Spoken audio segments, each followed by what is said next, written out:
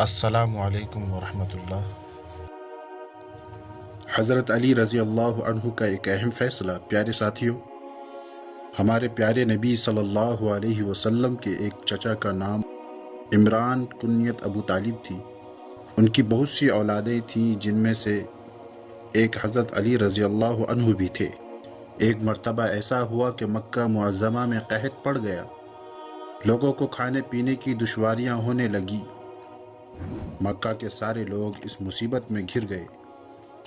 ابو طالب کی محدود آمدنی تھی، وہ اس قحط سے متاثر ہوئے۔ ہمارے پیارے نبی صلی اللہ علیہ وسلم نے اپنے دوسرے چچا، جن کا نام حضرت عباس رضی اللہ عنہ تھا، ان سے فرمایا کہ آؤ میرے ساتھ، ہم دونوں چچا ابو طالب کے گھر چلتے ہیں۔ چنانچہ حضور صلی اللہ علیہ وسلم اور حضرت عباس رضی اللہ عنہ آپ کے گھر پہنچے۔ حضرت عباس رضی اللہ عنہ نے جعفر کو اپنی کفالت میں لے لیا، اور ہمارے پیارے نبی صلی اللہ علیہ وسلم نے حضرت علی رضی اللہ عنہ کو اپنی نگرانی میں لیا۔ حضرت علی رضی اللہ عنہ ابھی 7 یا 8 سال کے تھے کہ اسلام میں داخل ہو گئے۔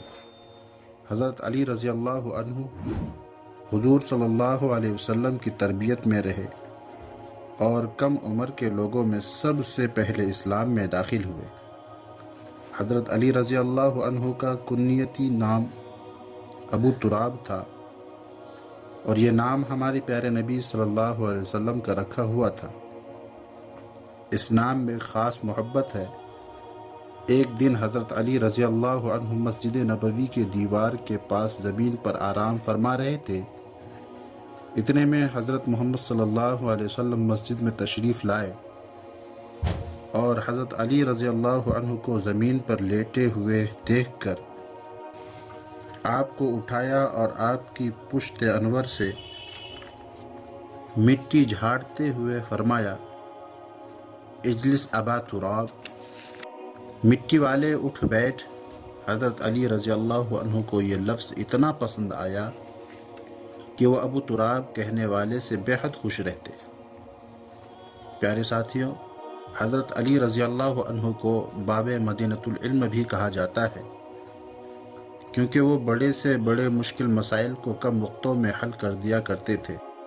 آپ کا ایک بہت مشہور واقعہ ہے کہ 2 آدمی ایک ساتھ سفر کر رہے تھے۔ ایک آدمی کے پاس 5 روٹیاں تھیں اور دوسرے کے پاس 3 روٹیاں۔ منزل دور تھی، دوران سفر کھانے کا وقت آیا تو راستے میں دونوں ایک جگہ ٹھہر گئے اور روٹیاں کھانے کی تیاری کرنے لگے۔ اتنے میں ایک اور آدمی حاضر ہوا۔ دونوں نے اس آدمی سے کھانے کو کہا، اس نے دعوت قبول کر لی۔ تینوں نے مل کر روٹیاں کھائی۔ جب وہ آدمی جانے لگا تو وہ 8 روپے ان دونوں کو دے کر کہنے لگا، تم دونوں اسے آپس میں بانٹ لینا۔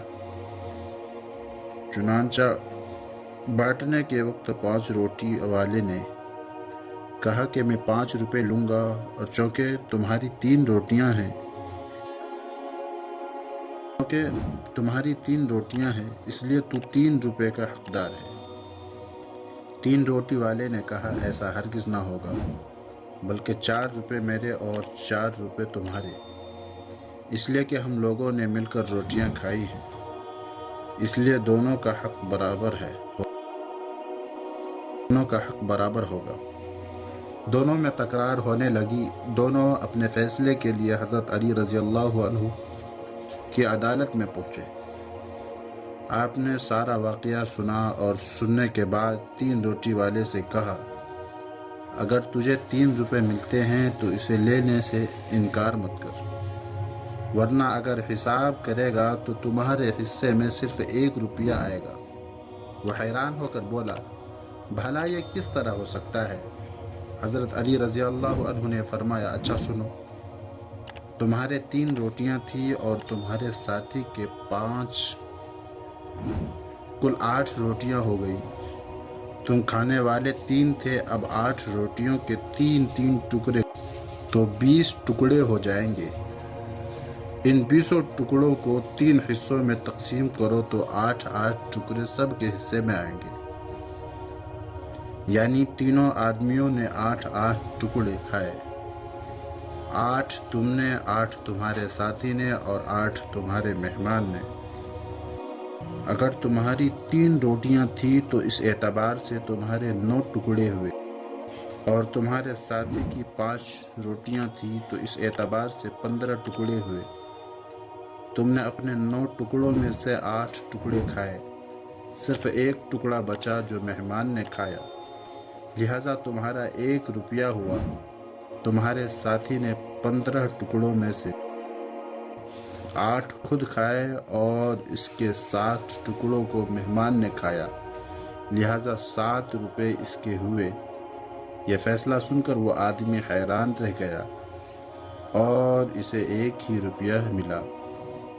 وہ دل ہی دل میں کہنے لگا کہ کاش میں 3 ہی روپے لے لیتا تو اچھا ہوتا۔ پیارے ساتھیوں، یہ تھا حضرت علی رضی اللہ عنہ کا فیصلہ، جس کی مثال تاریخ میں دور دور تک نہیں ملتی۔ بہت شکریہ آپ کا۔